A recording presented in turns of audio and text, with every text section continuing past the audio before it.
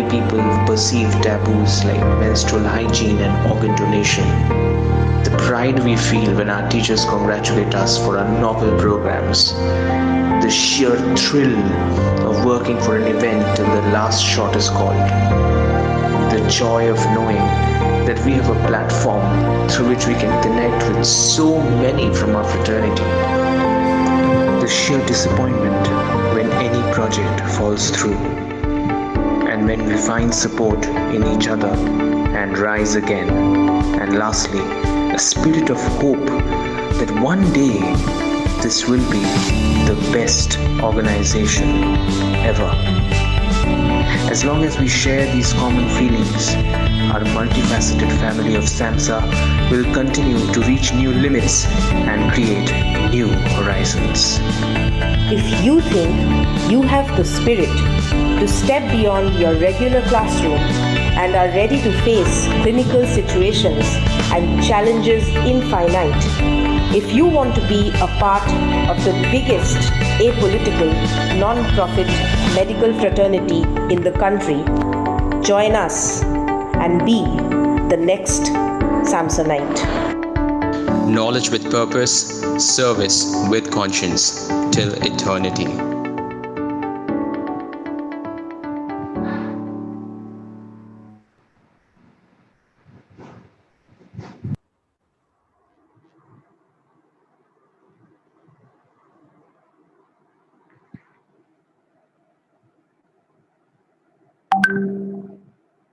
Request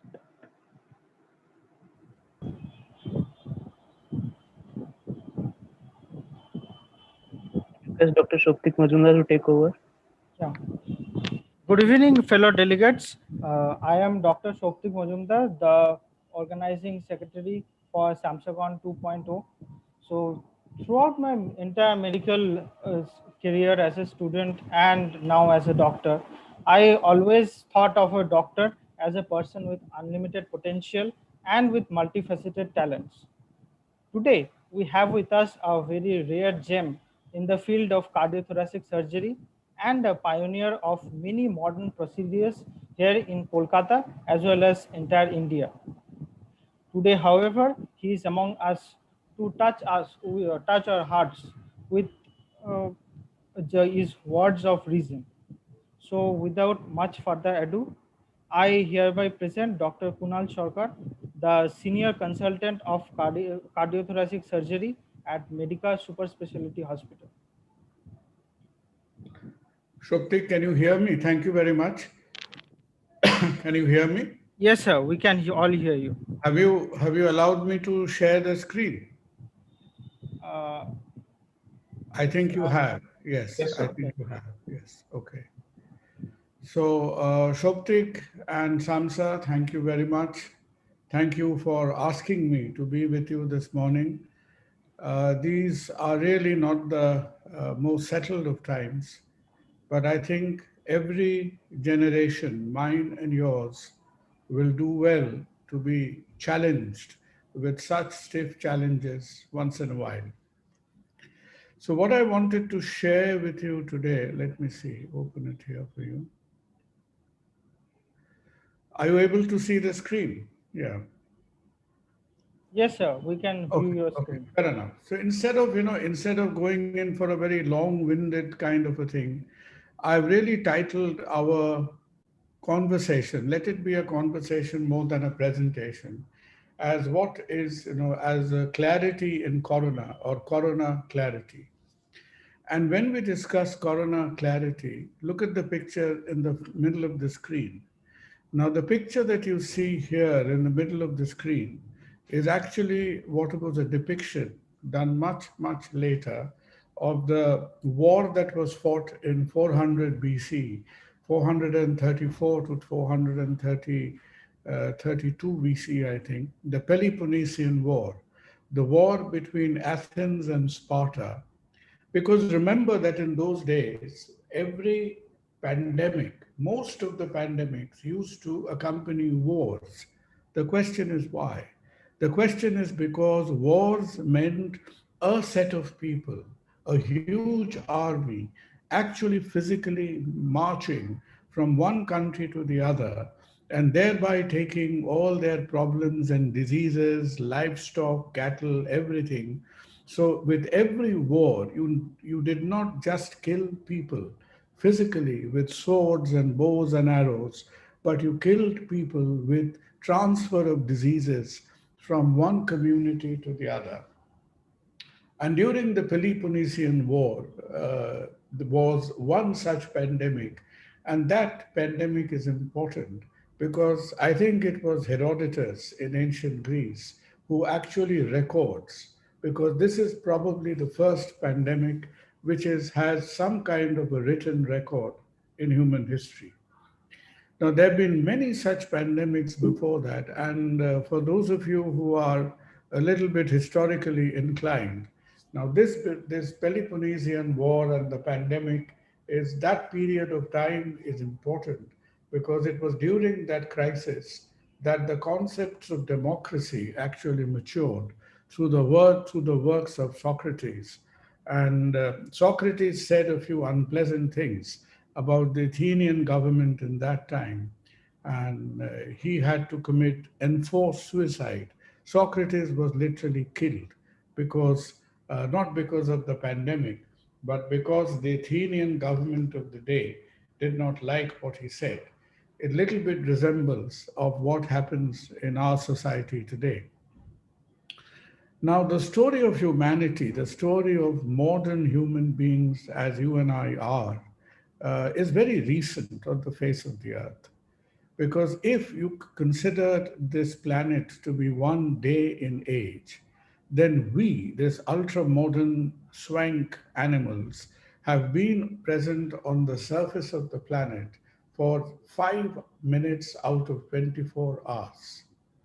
And when we are threatened with threats to human survival, like this the little structure which is less than zero point 0.1 micron or something, then the problem is that this, all our intellectual superiority, all our physiological, genetic superiority stands threatened over a matter of minutes. So what we are fighting today is to make sure that this 5 minutes out of the planet's life of 24 hours gets extended by one more minute. That is what the fight is about.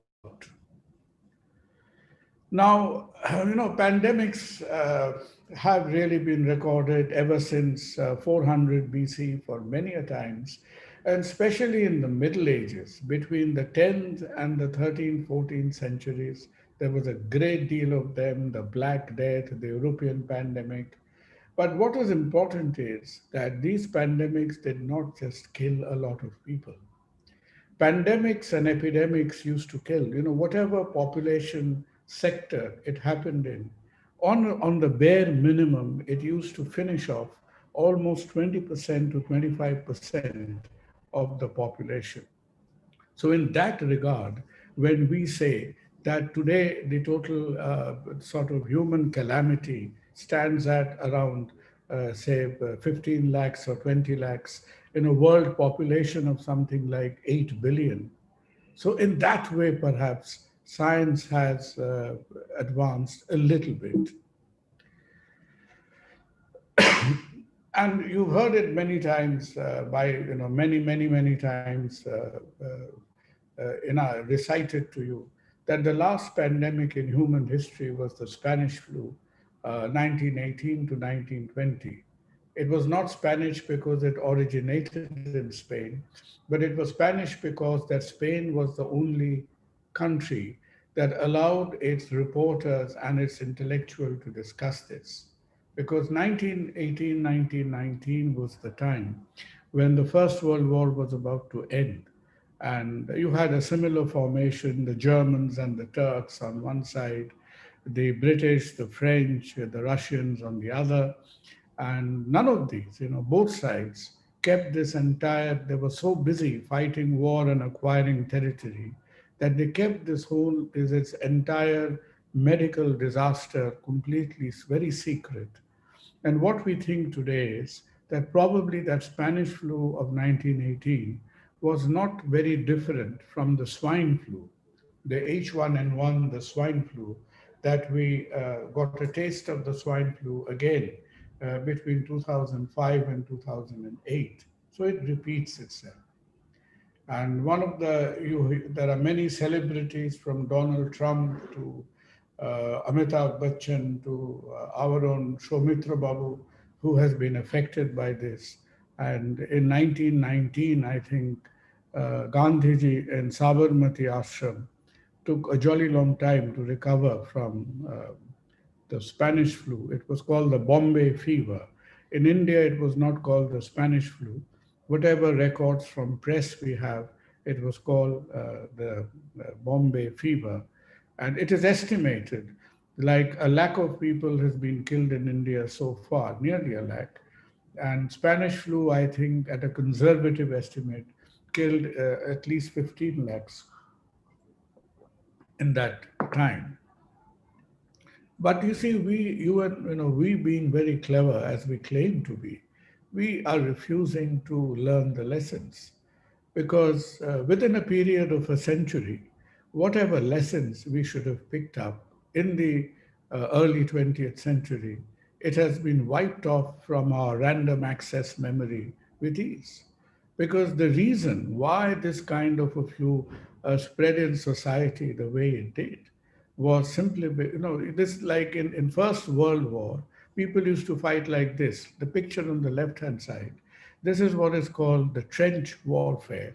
So you had all these armies, whether it was the British, the French, the German, the Turks, wherever they were going, they were digging up huge, big, long, deep trenches in the countryside. They were absolutely filthy.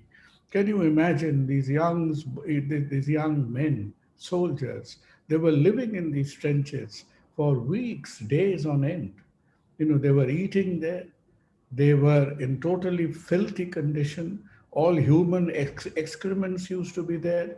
And this was out in the countryside, in the battlefronts. So all the farm animals and creatures who were there was a total unhygienic living conditions. And this is one thing that gave rise, because for a pandemic to happen, usually the condition which is required is for the viron or for the infective inoculum to jump the species barrier. It has to be something that my and your system is totally unaccustomed to. It's totally foreign to our system. And when we invade the territory of other animals, of other creatures, it always starts off by being an environmental disaster first. And when we defile the environment, we make a mess of it, that only later on it manifests itself as a biological or medical disaster. And similarly, look at the right-hand side of your frame, that we've obviously by this time, the misdeeds of people in the live markets of Wuhan and China in general have now entered folklore, that there is a very sort of, old joke that they say that the Chinese eats everything on the table apart from the table. But they're such a clever set of people. I don't know why they have to have such bizarre eating habits. But really speaking, between you and me, those of you who are interested and who have looked at the origin of the virus in great detail, this is a very busy slide, don't even bother to read it.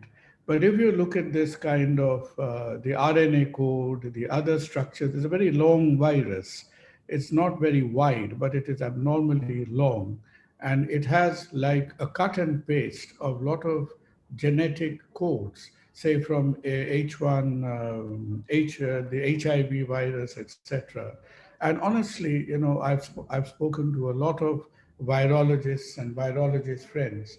There is a more than a lay interest in the fact that this virus could actually be lab generated rather than all these stories about bats and pangolins. God alone knows, that how much of that is true. There was the story of the Chinese bat woman, Zheng Li Shi, who went into the caves. She was based in Shanghai. She goes into the bat caves one day and comes out with a few samples. And that is supposed to have proven the link between the current COVID 2 virus and the origin in the bats. But I think much of that scientifically, many of that hypothesis is really hanging by a thread. So I'm not entirely convinced personally that this is a natural virus, because had it been a natural virus, by this time it would have mutated far more ferociously. The COVID-2 is a very slow mutator. Thankfully it is. Otherwise it would have caused 100 times more disaster than what it already has. The history of anything is cannot be brushed aside, and it depends how stupid we are, because how oblivious we are of surroundings. Because when all this was brewing in the world, it was brewing, some people say, from the middle of October. Hubei and Wuhan started hinting and sensing trouble, definitely in November. If you follow the official Chinese chronology, the Chinese timeline, they will tell you that it was not until very late November that they got a wind of the fact that some funny pneumonia was going around the Wuhan hospitals. People were getting admitted, and many of them were succumbing to the disease. I believe amongst the first 100 people who were admitted in the Wuhan Central Hospital, mortality was more than 50%. And all this was happening in November. It is definitely not true. The December story is not true. And in November, a set of Chinese doctors and one very brave reporter from the Wall Street Journal, I forget her name at the moment, I think it was a young girl, who dares the iron-handed Chinese administration. And the first international media to break this story was the Wall Street Journal. And this girl was kicked out of China within the next half a day. And if this story has to have one hero, as doctors, regardless of our nationality, of our city, then when the dust settles and the story of COVID and the trouble it created in the world gets written, one hero will forever be remembered, and that is Li Wenliang. Li Wenliang, the ophthalmologist from Wuhan, because it was no business of his. It was no business of his. He was an eye surgeon. He could have retracted to his little hole and done what he was doing. But they were working in the big central hospital. And Li Wenliang, like you young people, could not reconcile, could not accept the fact that this funny pneumonia was going around him. A lot of people were dying. And instead of keeping quiet, a silence of convenience, he broke the news in the Chinese social media. And this happened in November. He was humiliated to no extent. The news quickly reached Xi Jinping, because China is a very centralized administration, and either Xi Jinping himself or his healthcare administrators, as happens in India very often, advised him to keep shut. This is some problem. We will get control of it very quickly. And the central person who has to bear a lot of blame for allowing this pandemic to reach global proportions is Theodorus, the WHO chief. Theodorus has a very questionable career. He's an Ethiopian. I have nothing against Ethiopians, but he's more than a little bit of a politician. He crept his way up the WHO ladder because he became famous in Africa, or popular in Africa, for suppressing the local epidemics. So a lot of African and Ethiopians think that Theodorus specializes in suppressing public health disasters. And he tried one trick too many and fell flat on his face as far as COVID-2 was concerned. So again, when at some time we have a little peace of mind and we look back in the chronology of COVID, it is this period of time, the whole month of December, that stands to question because China suppressed it. Who underestimated it? The rest of the world was so busy with traveling and business and finance that no one could be bothered to, uh, to advise people to take any kind of restraint or traveling restrictions. And we simply allowed the thing to go out of hand. As I told you before, previously it was the marching armies that took the disease from one part to the other.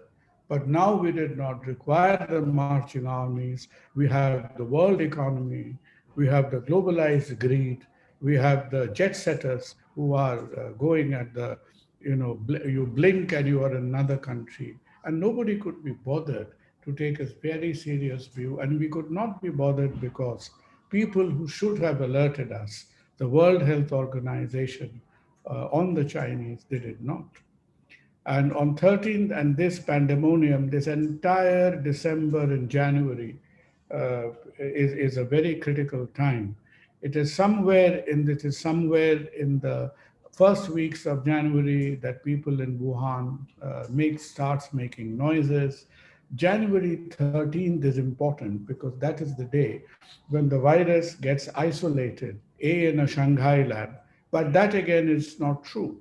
Why? Because it is claimed that the virus was already isolated in Wuhan, which has very sophisticated virology labs, two of them, much before, at least in December, they had isolated and suppressed the information.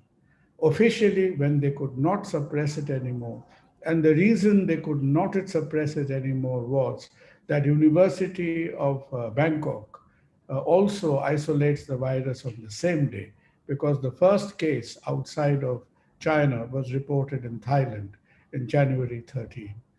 So even living in this post-modern globalized world, we have to hang our shame that straight from November right up to January or February, we allowed this thing and we were all ignorant. I was in England in the end of February for a meeting and I was staying at a hotel. We had a great time. In the breakfast, I had to chat with at least 20, 30 Chinese, a group from Shanghai, a group from Hong Kong. I don't think any one of us were even aware in the end of February. We were a little bit aware by the press reports, but the extent of the calamity, I am an example of how stupid we were in that time. Now, by the beginning of March, the World Health Organization takes this into cognizance. I think March 12th or 13th, they officially declared this to be a pandemic. It was far too late. And by this time, the disease was detected in Southeast Asia and in Iran and in Italy. Why in Italy? Because of their leather business and the fashion business. Wuhan is a very important mass-scale manufacturing facility. So there was a lot of business traffic between Wuhan and the direct flights between Wuhan and Milan. And that is what explains. And why Iran? Iran was very not expected. It spread to Iran so early because there was a couple of big construction companies based in the Hubei province who were involved in constructing some Shia Islamic pilgrimage site in outskirts of Tehran, I think. Fair enough, whatever happens, the disease, by the time we declare this to be a pandemic, I think the milk is already out of the bottle and we cannot, put it back again. And then the world starts getting out of its inertia, the knowledge deficit, the data deficit, and inertia, and starts debating, starts disagreeing that how to tackle this.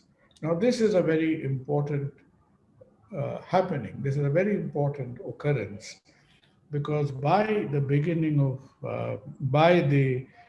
first week of March, for a few days, there was fierce debate, more fierce than BJP Congress happening in India or BJP TMC happening in Kolkata, as to how to tackle it.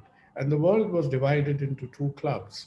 One club was the lockdown, the pro-lockdown group, and the other group was the anti-lockdown group. The pro-lockdown group was identified with this gentleman, Professor Neil Ferguson of Imperial College. The anti-lockdown group did not have one messiah. They had a lot of other apostles like Professor Sunetra Gupta from Oxford, Mark Levitt from Stanford. Stanford School completely was in disagreement with the Imperial College group that there should be any lockdown at all. But Professor Neil Ferguson managed to sell his idea of lockdown to almost all world leaders because the Imperial College came up with a set of predictions in March, which honestly got the thing completely out of scale. He predicted some 40 times higher mortality in UK or any other part. But he basically said that, look, in order to contain the virus and give healthcare a bit of time to get ready, a period of lockdown is necessary. But what is important in the period of lockdown is the timing of the period of lockdown, because you've got to do this when the process of viral proliferation is significant or has started. Because it is not only the question of the process, but is also the question of timing of the process. And as we shall allude to a little later on, that is what we got it wrong in India completely. The so-called anti-lockdowners, they said, look, we will not, this is a respiratory infection, it will spread through droplets and aerosol. You cannot really prevent it. So all you do is be careful, maintain social distancing, allow your elderly people to be at home. And you see, this will wash through society. It will have some mortality. In the meantime, you will get faster herd immunity. And by doing this, you would not have paralyzed the life, the living, the economy, the education of the students. So you would not have derailed the normality of life. Some mortality is bound to happen. So you've got to be brave, grit your teeth, have a good healthcare society system, and bear with it. But I don't think any of the countries, with the only exception of Sweden. Sweden did not go to a lockdown. They have some incremental mortality, but they've kept the economy completely intact. And the other country, big country, which did not go into a formal lockdown was Japan. Thailand, which has done pretty well, Thailand also says they did not go into a lockdown, but I think they did. How did the world tackle? So as the story unfolds, we are now in March or April, and let us see, if you maintain a global scoreboard. I've done I don't know what you people call it. You call it these, I'm very bad in WhatsApping and SMSing these symbols, but I had to take the help of my son to do this. So he taught me these symbols. So just give you a global idea that how the world, by the time this virus is washing through our lives, so how has the world done so far? Now, if you look at Southeast Asia, Taiwan, how far is Taiwan from China? Taiwan is like getting to Shantiniketan from Kolkata. It's 160, 70 miles.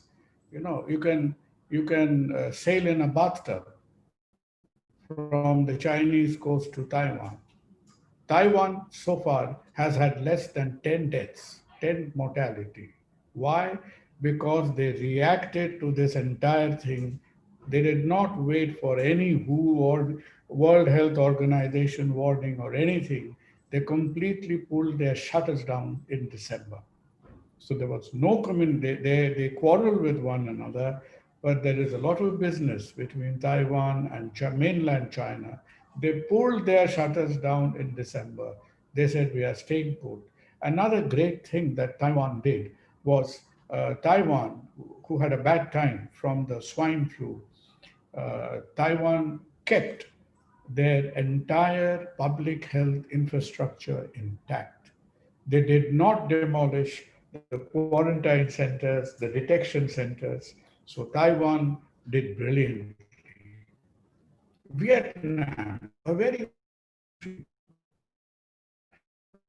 It is ever possible. It's a country that is even poorer than India in per capita GDP. So far, Vietnam has also had less than 150 deaths, and Vietnam did it with their single party, Communist Party, going into a complete lockdown, and just by fever scanning. They did door to door fever scanning. They had no RT PCR for months. Whoever had fever was picked up, isolated. That's it. If you do that bit well, you've done the job. The job is 80% done.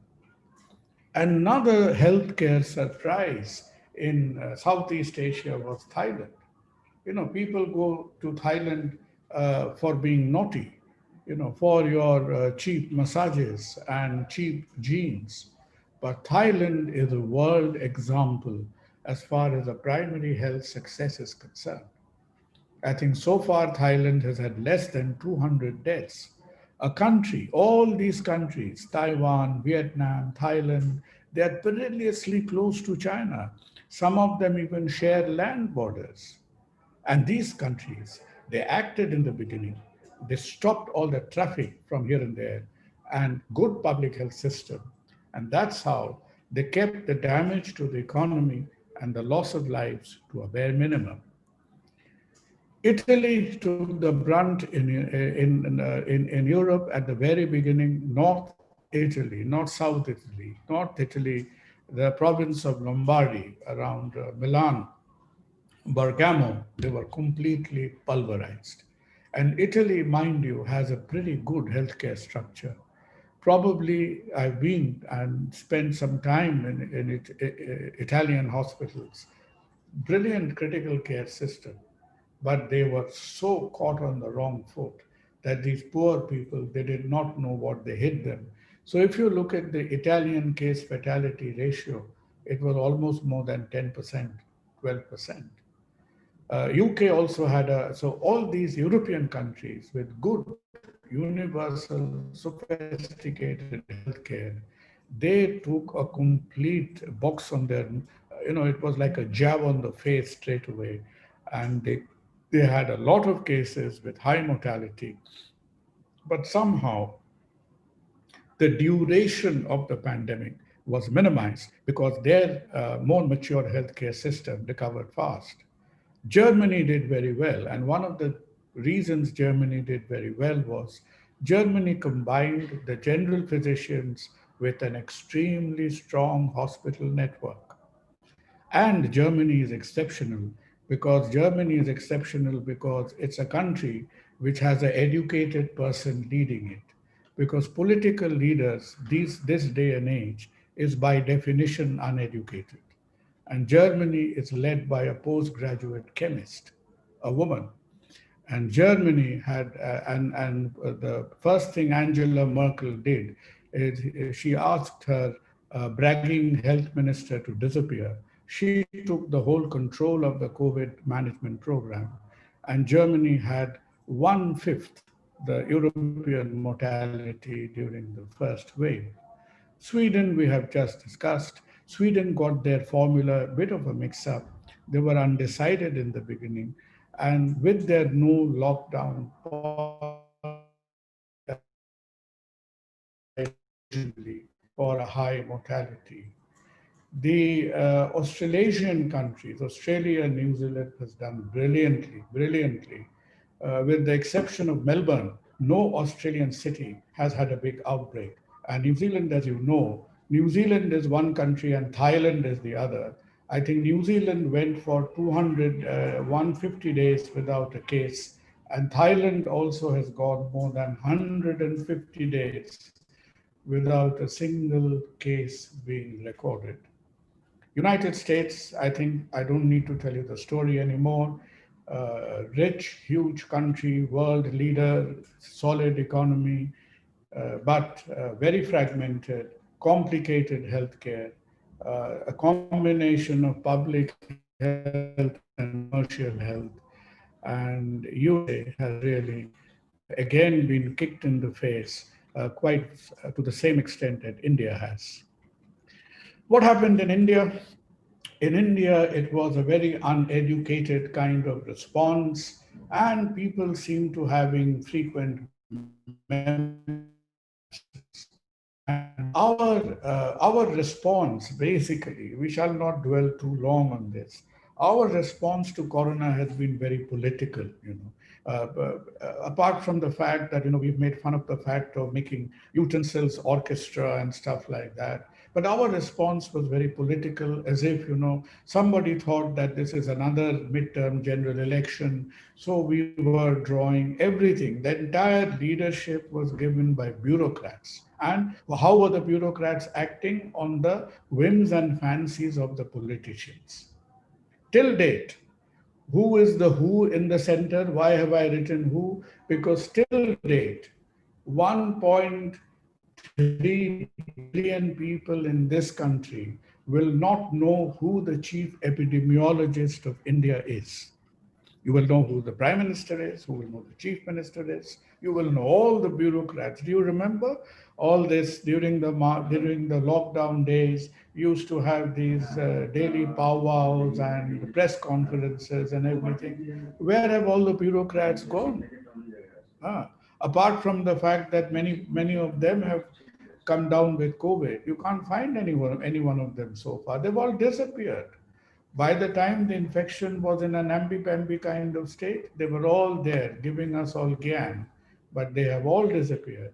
And in India, the whole thought process that went behind the lockdown was an unmitigated disaster, because we thought this was a general election. A country as big as having 30 lakh square kilometers was put under one size fit all kind of a lockdown. Then we forgot 2% of our population, the migrant laborers. We are the only country in the world who have forgotten about 2% of our population. And after dilly-dallying for more than 2 months, a lot of debate, center state, the usual tutu meme was going on. When the cases were increasing exponentially, a crore of these unfortunate people. And we are the first country who have called our own citizens migrants. Forget about medicine. In basic political science and civics, how can a person of a country, a citizen of a country, be migrant? God alone knows. But these days we have different definitions. So all these things put together in the entire lockdown phase, no medical or epidemiological input, total political bureaucratic leadership. The central government did think in the beginning that, this is going to be a gung-ho kind of moment. But by July, when everybody saw that nothing has been achieved, the infection is taking its own course anyway, I think all the leaders, all the generals had abandoned the battlefront. There was no more utensils orchestra, and the 30 states of this country was going in 31 different ways. It was a totally discoordinated picture. But for the young ladies who are there in the audience, women has done brilliantly. The way the women leaders have handled the pandemic has completely outshone the alpha males. The alpha males with Trump, Bolsonaro, and this Indian leader who I forget his name, what he's called, has been completely outshone by the three musketeers, the ladies. You have the New Zealand Prime Minister Angela Merkel and Aung San Suu Kyi. And what they have achieved is absolutely fantastic compared to the shabby, alpha males of the world. So it's a 3-0 women so far. Where are we now? Where are we now? We think, as far as the Indian story is concerned, first of all, it has gone on too long. If we really think, if you really put a date to it, the end of March was our lockdown. We've already spent from the end of March to here, which is almost like 6.5, 7 months in this virological tragedy. And this is, first of all, the longest. How our mismanagement has cost us is it has allowed this thing to be dragged on the longest period of time. Fortunately, we think that we have passed as all India. Look, India will not, a country of 30 states, 1.3 billion people, can never function as one epidemiological unit. There is going to be differential behavior in different parts of the country. But if you take the global balance sheet, the national balance sheet of cases, our test positivity now, this slide is a little outdated. It's around a little less than 9%. Our cases seems to be coming down. Our testing nationally had increased to 1.5 lakhs a day. It is now a little less at times, depending upon how some of the states are doing. Regarding testing, there is always heated arguments between epidemiologists and public health people. What is an adequate amount of test? And many Indian states, especially the ones like Maharashtra, Tamil Nadu, Karnataka, where the disease was banned, and currently Bengal as well, because the RT-PCR, as you know, is the gold standard. And the RT-PCR requires a lot of infrastructure. It requires pathologists. It's very accurate, but it requires infrastructure to go with it. But in the absence of that, the rapid antigen has a false negative kind of incidence. But something is better than nothing. In this debate, remember, in this argument, remember that say in an RT-PCR, if you pick up 1,000 positives, in antigen, you would probably pick up 800 positives. But at least you will be able to identify the 800 positives and separate them. Only two things work, which is isolation and oxygen. Apart from isolation and oxygen, every other therapeutic move in COVID is relative. Only these two things are found to work. So something is better than nothing. Some people and some epidemiologists take a very snobbish view of doing only RT-PCR, and that is not practical in our country. Well, our testing has improved, but compared to a lot of countries, we took a long time to jack up our testing ability. As far as mortality is concerned, now reducing mortality is very important. But in India, remember one thing, the case fatality from COVID, which started off initially in excess of 4%, is now under 2%. So we've made some improvement. But this is an ironical statement. Don't take it too seriously. But COVID in India may have actually saved lives. And the reason I say so is that you see the average mortality in India every day is around 28,000. COVID or no COVID, around 28,000 people die in India every day from, your cardiovascular deaths, tuberculosis, road traffic accidents, etc., etc. And with COVID, you're having about 700, 800, 900 deaths per day. So there is already a census which says that thanks to the reduced mobility, reduction in road traffic accidents, maybe some reduction in air pollution, cardiovascular deaths, that the net mortality in India since March is probably a little lower than what it used to be before. So we may end up being the only country in the world where COVID has actually saved lives. The Indian graph, this is a John Hopkins one, the Indian graph is kind of inching down, but slowly. It'll take time. Europe is heading for a second peak, but whether it is a second peak or the same thing continuing, The hospitalization and mortality mortality is much lower. And some of the other Asian countries, though mind you, I don't think not all of the statistics is believable, but say Bangladesh and Pakistan apparently has cooled down faster than India. But how much credence we give to that data is debatable, and how much credence we give to our own data is also debatable.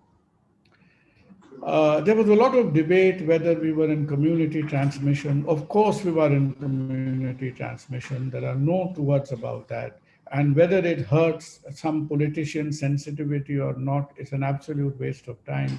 We are in community transmission, and our effort right now is to test, isolate, and treat effectively so that you decrease mortality.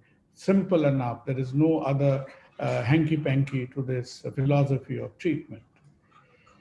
The kind of brunt of the Indian problem was being borne by the western and the southwestern states so far, but Bengal has been very uncomfortably placed on a very uncomfortable equilibrium so far, and we are now faced with the immaturity of festivity staring us in the face. And I think our destiny will be decided as to how restrained and matured we are over the next 2 weeks to come.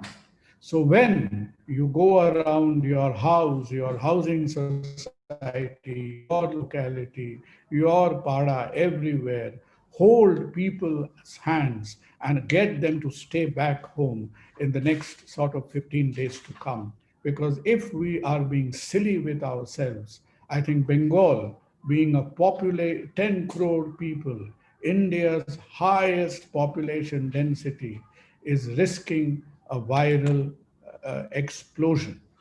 So please, all of you, I was listening to the great work you do apart from your study of medicine, wherever you are, do a door-to-door campaign and get people to stay indoors.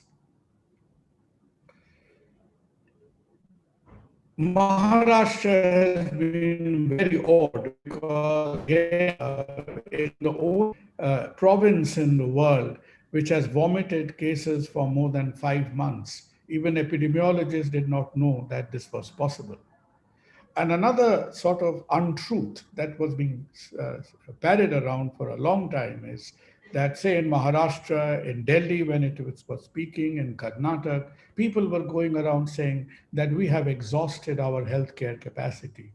Actually, we haven't, because it was a defective way in which the healthcare administration divided hospitals as COVID and non-COVID and only allotted a small percentage of beds for treatment in the pandemic intensive areas. So it was an apparent exhaustion. And what I have shown in this graphical presentation is that there is no state which so far has even used 50% of its healthcare capacity. So all these are very relative statements.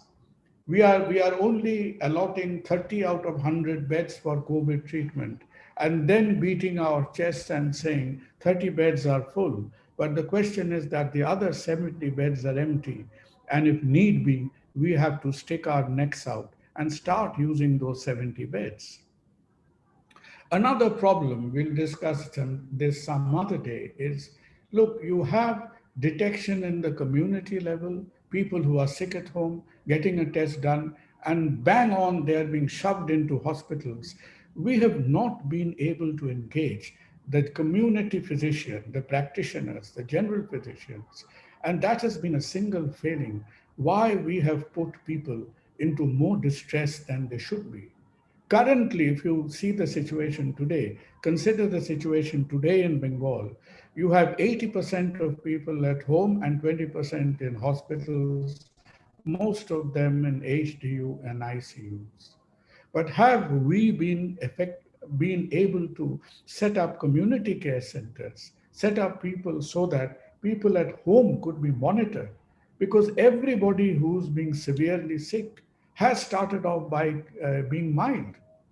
So that detection of change from being mild to severe is something I'm sure we are still missing.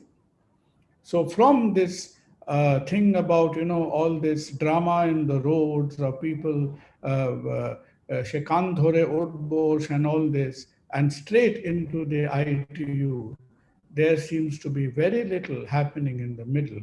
And that is our duty as healthcare students, as people in the area of medicine, to fill that gap, because the community seems to be just standing by and watching this drama. So, and as we have already discussed Bengal, and the testing in Bengal definitely needs to increase, because we are still pretty static. We cannot get our tests up to 45,000. That seems to be, Bihar is testing 1.5 lakh. We are only testing 1/3 the amount. And Bihar has kept their numbers pretty low. Kolkata, the upsurge is expected. North Chobbish Pargona is simply a function of the migrant labor infusion, without a doubt. And this is not a political statement, this is a scientific statement. And this is a tweet I had put out back. It seems to have been very popular. And because on the left-hand side, I think this is people buying shadi in some popular shadi store. I don't know why so many people have the urge to buy shadi at the same time. I believe there was a stampede in some shoe store as well. And is this what is in store for us? Is this what is going to happen from 21st of October? I hope not. Because if that happens, post Onam, the incidence of cases increased 4 times in Kerala with their mature system. With us, if it increases by a factor of 5, we are going to have 12 to 15,000 cases every day with more than 200 mortalities. And you will have no pressure at all of getting admitted into a hospital beds, because there will not be any hospital beds or critical care beds available at that rate. So all of you young people, wherever you are, hit the road, hit your area, hit your locality, and tell them 2 things: no crowd and no noise. Why is noise important? Because if you have these third-class hopeless music going on in the background, then people will shout. And every time you shout in a closed space, you aerosolize the atmosphere. And this virus also spreads through aerosol. So if we have one role to function to fulfill, wherever you are, lie on the street if possible, prevent crowding, and prevent elderly sick people. People get very emotional. মা কে দেখতে হবে বলে বেরিয়ে আসবে। যে এবছরের অষ্টমীতে অঞ্জলি দিয়ে সামনের বছর আমার মহালয়া তর্পণ হলে সেই কাজটা খুব ভালো হবে না। So wherever you are, take up this activism today. We have tried to do our little bit. There is an app that I had designed. It is still available in Google Play now. It was almost has 15,000 people in it. I'm trying to get free telemedicine on it right now, because I think no matter what we do, there is going to be some upsurge in infection in the next month to come.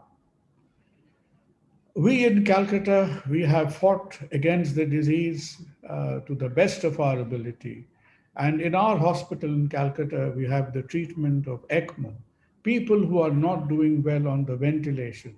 Ventilator patients have a high mortality anyway, but people who are not responding to the ventilator, there is a treatment called ECMO, extracorporeal membrane oxygenation, which allows us to oxygenate outside the human body. I was in medical college 2 to 3 weeks back with a workshop on ECMO. And we are trying to start this system in medical college. Medical college does have a machine, and I hope they will do it pretty soon. And our ECMO program in Kolkata is the largest in the country. There is no one, whether it is in Bangalore, in Delhi, or anywhere, who have even half speed. Today we are airlifting one The flight has just taken off from Siliguri. So as I speak, our team has just cannulated, put a patient on ECMO in Siliguri, and the air ambulance is on its way. It will be landing in Calcutta within the next 10 minutes. We can have a ECMO discussion later on. Saving a life is no easy task. Roughly, options for treatment vary based on the severity. Roughly, this is how it works. In this, when patient who's on the ventilator, you put the cannulas in the patient, and the oxygenation actually takes place outside of the body. You generally put cannulas in the neck. You can put it in the groin as well. But the form of ECMO that happens in COVID is called veno-venous ECMO. And with veno-venous ECMO, you see, this is done in people who are desperately sick, who would have been dead in 24 hours. And we are able to salvage 50% of these severely sick people. It's a bit expensive right now, but hopefully, if insurance and all that kicks in, some of the cost can be recovered. The other area we are working on very seriously as I speak, it is just this morning, we are the only other hospital outside of Chennai who's been given permission for lung transplant. And we are setting up the logistics very quickly and hopefully within the next few weeks. Because why do you consider lung transplant in ECMO? You do that because in the acute setting, some of them, the lungs will be so bad that you cannot get them off the ECMO anyway. They are stuck on that. And the other setting is, as a chronic side effect, you may have serious pulmonary fibrosis. So in that setting, people will need a lung transplant, which is a cadaveric transplant. And this day and age, the lung transplant that you do in these post-COVID patients is a bilateral lung transplant. You can't just do a unilateral one. You've got to do it on both sides. And hopefully, God willing, within the next couple of weeks, we'll get our lung transplant up and running. As all of you know, that there has been difficulties in treatment, mainly because we have not put our finger on the antiviral, specific antiviral. We are still none the wiser about early risk stratification, and this infectivity is preventing doctors from approaching patients as closely as they would want to. There are many markers of epidemiology. The R number, or it is now being called the RT number, some calls it the R naught number. That is a fairly accurate index, but it is very dependent on how we get the data. And in Bengal, once again, a word of caution is that the R number last month or so has crept up. It means how fast the virus can infect other people. And we seem to have been a little bit lazy in the last few weeks. It is true that there are many other diseases which are more severe than COVID, but COVID is plundering the world, not because of its mortality. The CFR, global infectivity mortality ratio is only 0.13 to 0.26%, but it is affecting people in large numbers. Hence, the total number of mortality is high. I'm quite optimistic about vaccines, but I don't think in India, vaccines will not make a difference for a good part of another 1 year, because the vaccine will have to come. Our generally chaotic government will have to sort out the distribution mechanism. It will have to select which vaccine to use. And I don't have tremendous scientific faith as far as the organizational and methodic, as far as working out a streamlined method, as far as vaccinating the country of 100 million people is concerned. Let us see how we go. But for it to make a real-time difference to our lives, I think the first initial effects will not be seen within the next 6 months. And you see, many of us are getting tired of with this business. Your lives as a young doctor, as a young student, our lives as fairly mature, senior, old people in our professions are being hit for a six. But you know what? All of us are praying for a rapid decline like this. But we have to train ourselves mentally, give ourselves the tenacity and tell ourselves, look, it is not going to be a quick in and quick out like this. It will be a slow decline. And in this period of slow decline, the life will change. Approach to education, treatment, livelihood, economy, movement, a lot of things will change. And we will have to adjust ourselves to that changing scenario. There has been a lot of talk about this second wave coming in. You and I define second waves are very contentious, but honestly speaking, in India, we have not seen the first wave through yet. And lastly, you see, do not get very impatient for the way we used to live our life and living, say, in December or January of 2020. But it will take, and you in your young days and we in our olden days have older times, it is a challenge. And honestly, no pandemic has ever blown off through civilization without derailing it for less than 2 years or so. So I think we have to give it the time and make the changes necessary. You know, one of the times I was doing a clinic in a hospital outside of Kolkata that was in Port Blair in Andaman Nicobar. Those of you who have been to Andaman have seen the cellular jail. And the Central Hospital of Andaman is in a part of cellular jail. And if you get out of the hospital, you get to see these people, you know, the people whom we almost automatically, subliminally, subconsciously, we refer to them as freedom fighters. And remember, in the history of our country, 7 decades ago, these people gave up years and years of their life, decades of their life, so that you and I could have a sensible life and living. And similarly, we are going through a period of challenge, which is much less than what these people went through. And with your intelligence, with your tenacity, I'm sure, you know, we will ride over this change. Some of the change will be a part of us, change in technology and habit, but I'm sure we will see it through. Once again, I think it's been a pretty long babbling from my side. Thanks to you and SAMSA for giving me the opportunity. Thanks for asking. And if you want a few questions, unless you are hungry for lunch, we can. Thank you once again. Thank you.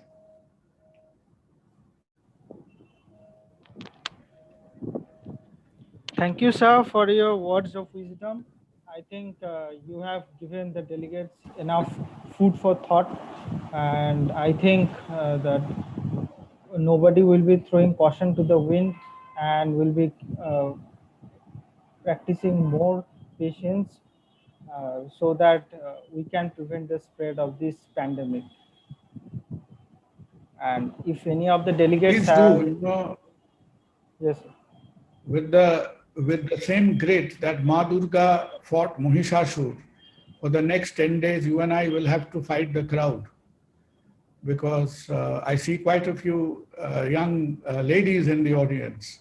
So if we, you know, the best service you could do to society, I think the two most important weeks in the history of Bengal since Bongo Bongo of 1905 is there in front of us.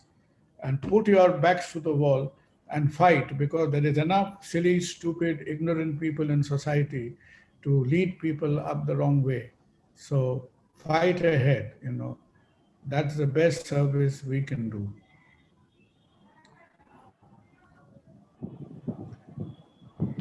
So if any delegate has any questions for sir, I think he will be very happy to entertain, or in other case, then sir will be taking leave of us.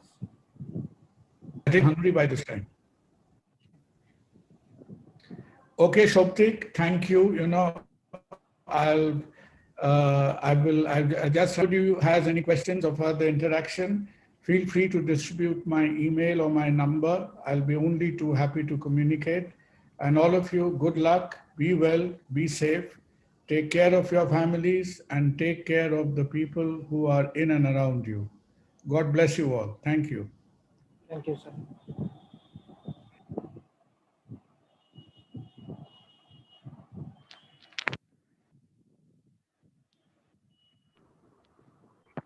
Please fill in the feedback forms.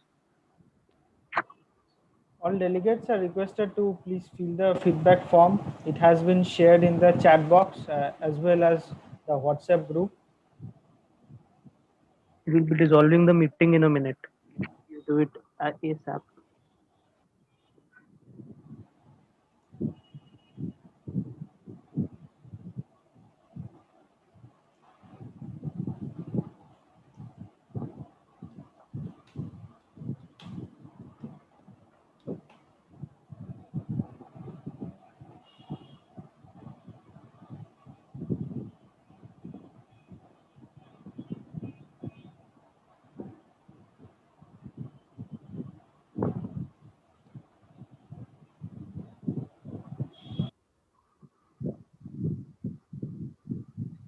Ending the meet now.